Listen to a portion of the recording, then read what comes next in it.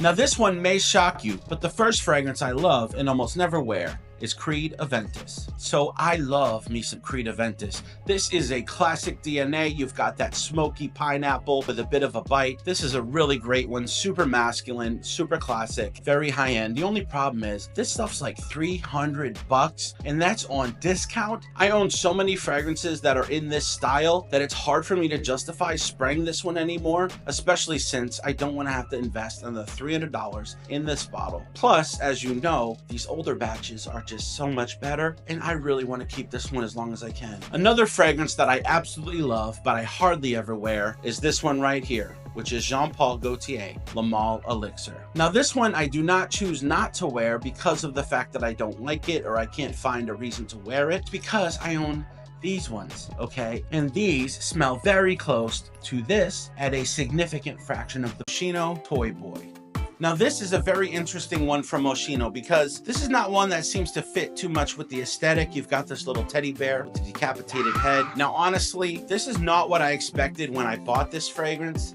I did blind buy this one. This is spicy masculine rose. And I know that sounds weird, but this just works on my skin. I've heard a lot of people don't like this fragrance. It definitely turns them off. I would not blind buy this one. That's Ned E. Williams by Pink Mahogany. Now, one thing she tried to do with this fragrance, being inspired by Ned, is she tried to encapsulate his educator vibe, meaning capturing the scent of old books that are leather bound, that are sort of like sitting next to ink felt pens. And you've got that kind of rustic, dusty vibe of an old schoolhouse. You can smell the paper. You can smell that strong leather bound book note. You can smell the ink. You can smell all of that. And that's what this fragrance is. This is an absolute fragrance journey, and I love this one. Right, so finally we are talking about the one and only Gucci Guilty Love Edition. What is it you get with Gucci Guilty Love Edition? So I've spent quite a bit of time with this fragrance, okay? And I'm gonna tell you exactly what this smells like to me. This smells like marzipan. I'm not sure if you know what marzipan is. Marzipan is an almond paste candy, okay? It's essentially like nothing I've ever eaten other than just being marzipan. Typically, the kind of marzipan we eat here in the States is almost like shaped like a fruit, but doesn't taste at all like a fruit. It tastes like almond. It tastes like creamy, sweet almond, if that makes sense. You know what I mean? If it turned into a paste, has kind of like a milky vibe, just really a beautiful kind of delicious little sweet. Not overly sweet, but just kind of like something that goes well after a dinner or, you know, something like that. But that's what this reminds me of. It's like a real marzipan kind of vibe. But I absolutely love this. This is Mont Blanc Black Meisterstock. This is beautiful. It's a plastic cap, but it's very heavy. Really nice looking atomizer. So that's what she looks like. Going to spray her on right here and see how she smells. Gorgeous atomizer, holy smokes. So the perfumer behind this fragrance is Jordi Fernandez. Jordi has done fragrances for Versace. He also did Oud Maracuja for Maison Crivelli. And he's done fragrances for Mont Blanc, including Mont Blanc Explorer, that little fragrance that you may have heard of. So I'm gonna put the notes of Black Meisterstock right over here, and there's only 3 of them. And it's incense, amber, and vetiver. Ooh, so this is definitely effervescent, very sparkly. You can smell the quality. It's much more high-end, much more artistically niche smelling than any other Mont Blanc I've ever smelled before. Heavy resinous incense, very smoky, almost black licorice vibes. Seems like it has an anise type note. Very earthy. You can definitely smell that vetiver. I understand why they highlighted those 3 notes. You've got the incense, you've got the amber, and then you've got that earthiness from the vetiver. I think the amber in this fragrance is really what's doing a lot of that heavy lifting as far as the sort of effervescence of it, that bright kind of crystallized effect that you're getting. The incense is completely throughout it. It's got this almost spicy, like I said, spiced licorice. Almost imagine a spiced gumdrop type of vibe with this really smoky accord. And then that vetiver is sort of lifting this fragrance and giving it this really beautiful earthiness that's really really nice and unique. This is unlike anything I've smelled before. Okay, let's talk about Cocktails and Catamarans from Scent Journey. So this is a fragrance that I first heard about from TLTG Reviews. I'm gonna link him down in the description. I've never met him, but he seems so cool.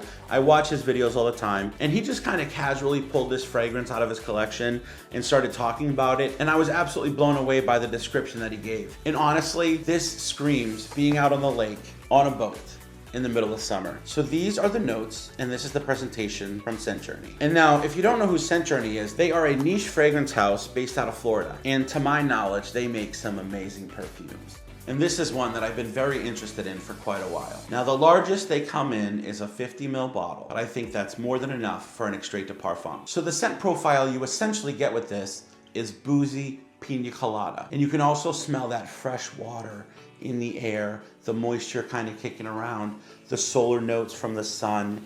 You've got that sunscreeny vibe with just a beautiful fruit accord. This is a beautiful scent. But what's amazing about this, really, and stands out the most, is this vibrant pineapple, coconut, boozy, rummy opening, okay? Let me tell you something. This opening is magnificent. This screams summer vibes. This screams gliding through the water in your swimsuit, decked out, just sipping that beautiful pina colada on that gorgeous sunny day. This is absolutely gorgeous. This is hands down the best pina colada fragrance I've ever smelled. Period. So let's talk about the journey this fragrance takes you on. Like I said, in the opening, you're getting this beautiful, vibrant pineapple, coconut, boozy accord. But then as it dries down, it goes from being hyper realistic to almost synthetic in a way, okay? That vibrant pineapple coconut tends to take a back seat and is blended into this fruity, slightly sweet, kind of nondescript vibe. What happens is you sort of lose sight of that photorealistic accord, and it sort of blends into this nondescript fruitiness that is still incredibly nice to wear. This has great longevity, really decent projection for the notes being used, as well as the fact that it is an extrait de parfum. This has an incredibly beautiful, vibrant richness about it, but also feels super high-end and super fresh and summery. This has almost like a sunscreen, fruity, slightly sweet, but perfectly balanced, perfectly blended. Nothing stands out as overpowering or off-putting. It's just a joy to wear. It's very easy, dare I say mass appealing for a niche fragrance, but it just works. And when I say mass appealing, I don't mean smells like everything out there. This is absolutely a unique fragrance, very artistic, but when I say mass appealing, I mean that 99% of the people that smell this are going to love it. Unless you don't want to smell really good. In that case, maybe this ain't the channel for you. Oh, but I love this stuff. And listen, I know we're in the middle of winter. Why the heck are you talking about a summer fragrance? It's time to prepare. You have just a couple months left to start building up your summer collection, and this is one that absolutely belongs in it. You need to start preparing for when the warmer months come. What fragrances do you absolutely need in your collection? And this is definitely the one to get. Yeah. Smell good. Yeah. Yeah.